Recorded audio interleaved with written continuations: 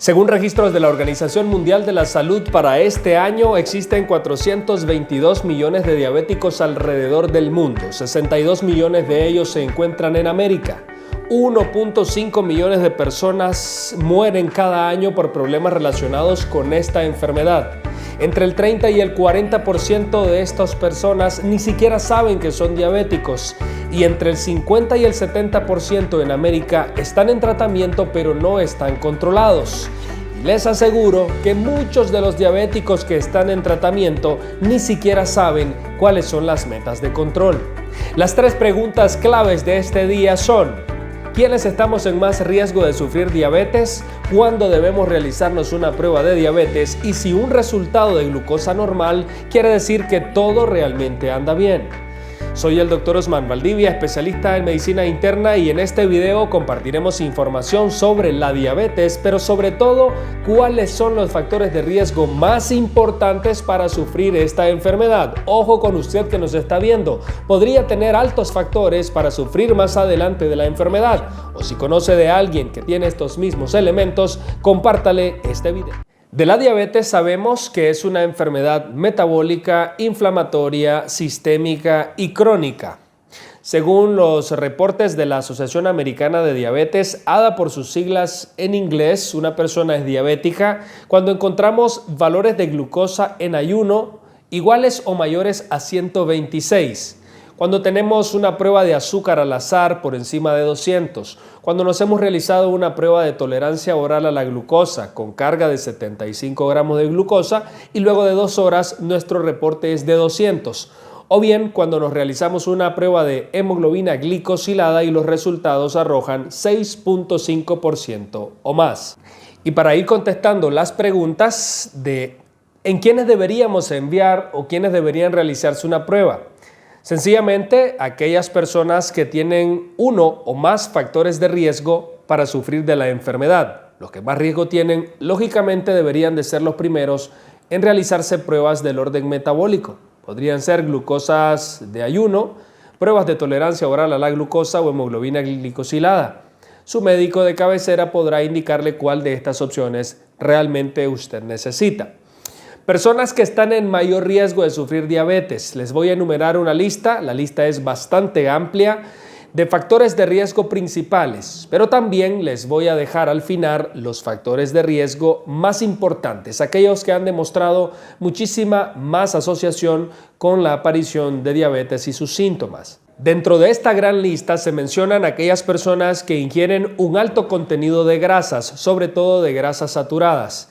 Las personas que tienen una ingesta calórica muy alta, aquellos que consumimos demasiados carbohidratos por día. Igualmente las personas que ingieren altas cantidades de alcohol, aquellos que no realizan actividad física aeróbica, es decir, los que caben dentro del grupo de las personas sedentarias.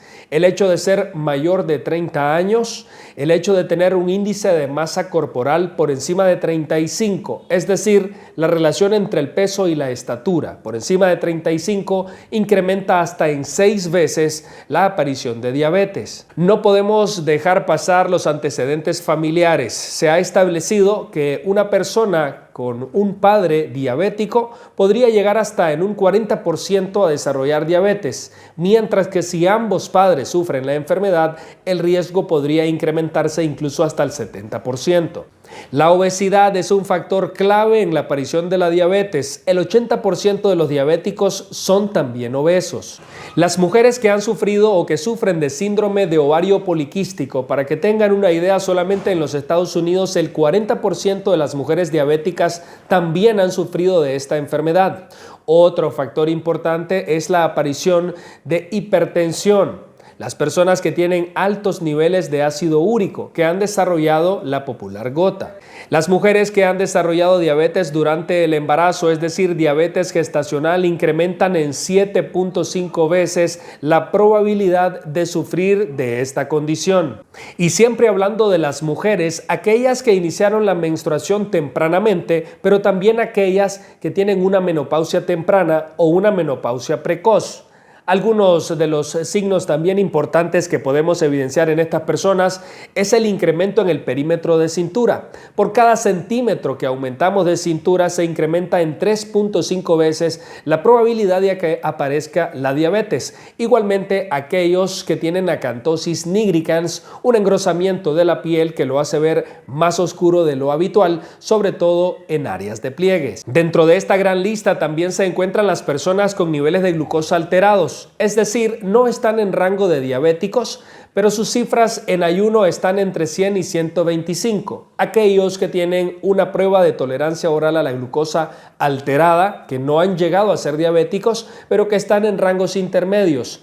Las personas que pierden proteínas a través de la orina, lo que llamamos como microalbuminuria, y también aquellos con niveles elevados de insulina en ayuno o cuyo índice de resistencia o índice de HOMA está por encima de 2.5. Pero aquellos que toman medicinas, sobre todo por periodos prolongados, no están exentos de incrementar sus riesgos de sufrir de diabetes, y ya les voy a compartir la lista de medicinas comúnmente asociadas con la aparición de esta enfermedad. Y ojo, al final les voy a contar cuáles son los factores de riesgo más importantes, los más claves asociados al desarrollo de diabetes. Las personas que son consumidoras de antipsicóticos, beta bloqueantes, anticonceptivos orales, glucocorticoides, tiazidas o diuréticos tiazídicos, e incluso aquellos que toman antirretrovirales son personas con mayores probabilidades de sufrir de esta enfermedad.